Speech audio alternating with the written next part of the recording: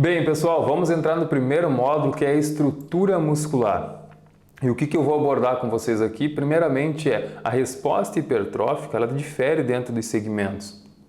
Não podemos acreditar que os músculos eles respondem na mesma magnitude quando você analisa o mesmo tempo de estímulo, mesmo que o ambiente seja controlado, a estratégia dietética, o descanso, o balanço hormonal, a resposta difere entre os segmentos musculares. Não é? Eu abro essa imagem aqui e vocês analisem comigo.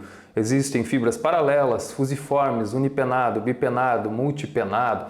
Vocês vão ver essas tipagens de fibra, a relação arquitetônica, na verdade, entre vários grupos musculares. Se a gente olhar multipenados, músculos ali do quadríceps, músculos em fibras em paralela, músculos do bíceps, músculos unipenados, alguns músculos dos membros inferiores, vastos laterais e assim por diante, vocês vão ver que existem diferenças arquitetônicas entre esses músculos e a resposta e a magnitude de hipertrofia vai diferir baseado nessa arquitetura. Não podemos acreditar que um músculo do deltoide vai ter a mesma resposta que um músculo do quadríceps, mesmo quando todo o ambiente é controlado, mesmo que haja a relação respeitada entre potencial genético, tempo de estímulo, carga, todas as manipulações das variáveis de treinamento.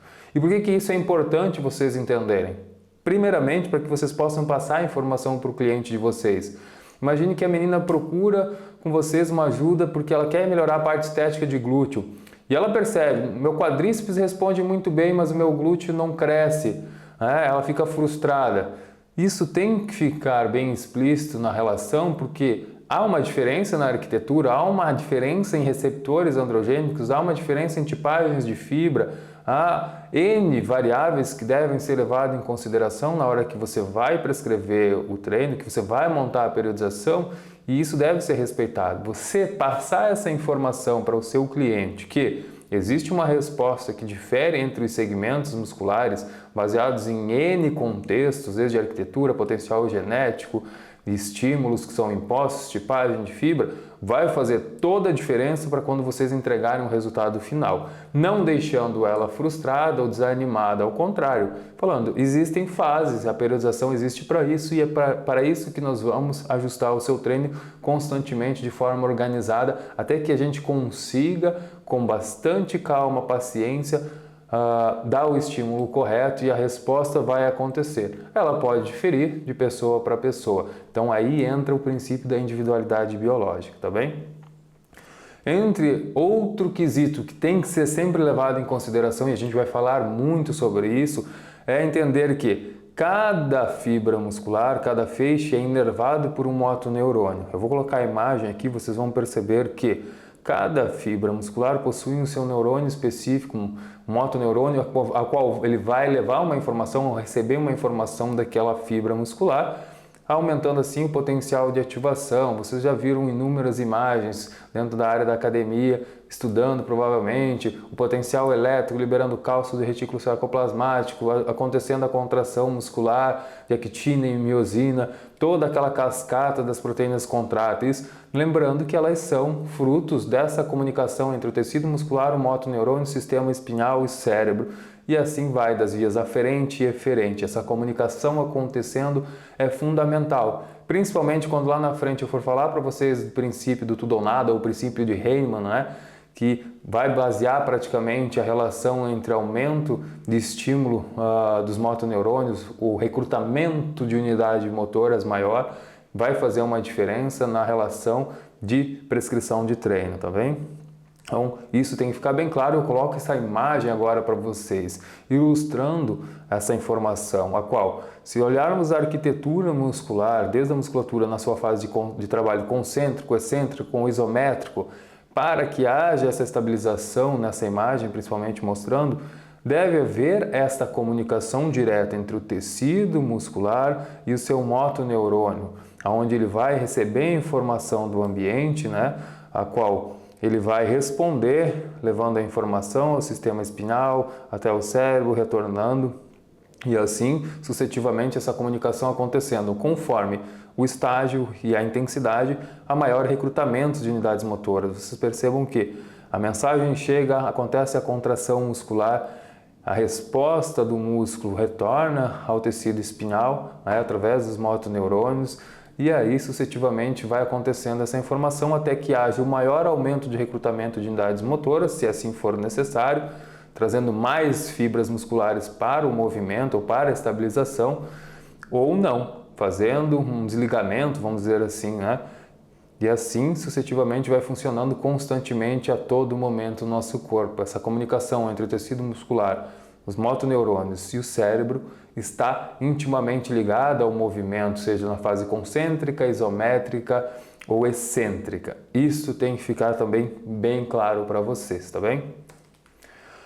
Outra relação que eu trago para vocês, muito importante, é vocês contextualizarem essa relação musculoesquelética, lembrando que a célula muscular, ela é uma célula multinucleada que difere dentro das outras células do nosso corpo, a qual elas não possuem somente um núcleo.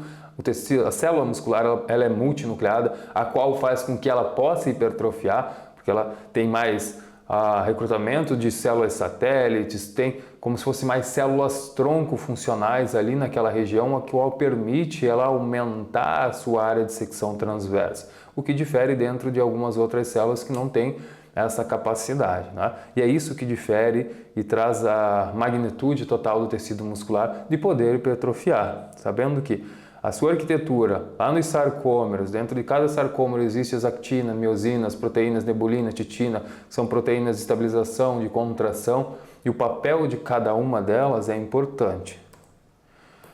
Outra questão importantíssima, vocês entenderem que o maior braço de momento, o maior braço de geração de força dentro do tecido muscular é aquele a qual ele se encontra em momento de relaxamento, vamos dizer assim, na posição anatômica normal. Se eu analisar o meu braço em repouso, ele saindo do movimento de contração, ele teria seu maior potencial de geração de força. Quando eu faço um movimento concêntrico total por completo, a minha geração de força diminui porque as cabeças de actina e miosina estão sobrepostas. Então eu tenho um prejuízo na geração de força. Quando eu alongo também, o processo acontece em gerar um prejuízo na capacidade de força, mas pelo sentido oposto, eu tenho um distanciamento das proteínas contráteis de actina e miosina. Então, associem que quando há um alongamento eu tenho um prejuízo na geração de força, quando há um encurtamento total eu tenho um prejuízo na geração de força. E por que isso é importante? Porque alguns métodos lá na frente, quando a gente for falar, eles têm como premissa trabalhar nos pontos de maior dificuldade de geração de força para sobrecarregar ainda o recrutamento de unidades motoras, gerar mais estresse, mais resíduos metabólicos e assim aumentar a capacidade de força naquele ponto e aumentar a área de secção transversa e longitudinal, a qual eu vou aprofundar um pouco mais nos próximos módulos com vocês, podem ficar tranquilos. Outra questão, a qual é muito discutido dentro da literatura, e isso também tem que ficar claro para vocês, ainda não temos unânime assim entre todos os pesquisadores essa relação de hipertrofia sarcoplasmática e miofibrilar. Eu vejo que é muito mais uma discussão na relação de nomenclatura, realmente propriamente dita, do que realmente na questão arquitetônica e estrutural, na adaptação a qual o treinamento gera. Vamos simplificar aqui, eu trago essa imagem para vocês e ainda coloco nela esse artigo, a qual vale realmente a leitura da equipe do professor Roberts, onde eles levantam essa relação, tá? Perceba que quando a gente analisa a imagem do lado esquerdo, ela tem mais porções rosas e menos entradas brancas, como seriam umas estradas, não é? Ali, aquela relação vermelho seria as proteínas contráteis, fibras musculares, a porção miofibrilar, e a relação branca seria fluido sarcoplasmático. A ideia é que quanto mais rosa eu tenho, mais fibra, mais proteínas contráteis eu estou construindo. Ao contrário, quando eu coloco a imagem do lado direito, vocês percebem que eu tenho muito mais razão fluido, mais a parte branca, do que a relação rosa, que seria miofibrilar, de proteínas contráteis. E o que levaria a essa diferenciação? Uma das hipóteses está relacionada diretamente a essa questão de que quanto maior o volume de repetições, quanto maior o tempo de exposição ao estímulo, não é? Ou seja, Um modelo tradicional de treinamento, 3 séries de 10 a 12 repetições já geraria estresse metabólico, edema, o pump, iria aumentar essa parte do fluido que está dentro do feixe ali na relação muscular, a qual está constituído de organelas, mitocôndrias, água. Então, toda essa estrutura fluida, ela aumentaria como um meio de adaptação ao estresse imposto ao maior número de repetições, maior de tempo de exposição ao estresse mecânico. O que não acontece se a gente for analisar, às vezes, com um treinamento de um powerlift, a qual ele faz 1, 2 repetições, para e descansa. Não há tempo de ter um estresse, não há tempo de você até mudar a relação hídrica, osmótica de dentro do tecido, alterar o pH, qual faz com que essa parte fluida aumente para tentar equalizar, diminuindo o potencial ácido que gera com os treinos mais volumosos. Então perceba que se eu trabalho com baixas repetições, eu não tenho tempo de gerar tanto estresse metabólico e essas adaptações sarcoplasmáticas a qual gero com alguns métodos que vocês vão ver lá na frente, que tem muitas repetições, um curto intervalo de descanso e não trabalha com altas cargas. Então, ele geraria essa adaptação. Isso é ruim? Isso é bom? Vai depender do seu objetivo, mas entender que quando trabalhamos com maior volume, com alguns métodos específicos, como o FST7 e SST, ele tem a tendência a aumentar tanto a hipertrofia miofibrilar quanto a hipertrofia sarcoplasmática, se a gente for olhar o mecanismo hipotético.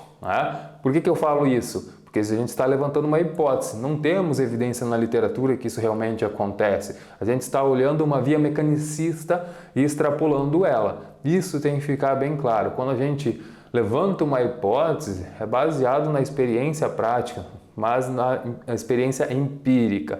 Dificilmente a gente tem hoje na literatura, de forma assertiva, realmente um estudo mostrando até que ponto tal volume de repetições gera uma coisa, até que ponto um volume exacerbado gera outra, qual método vai gerar mais uma hipertrofia diferente da outra, tá? Ainda, infelizmente, não temos estudos com tanta qualidade e profundidade, principalmente pensando em indivíduos treinados, tá bem?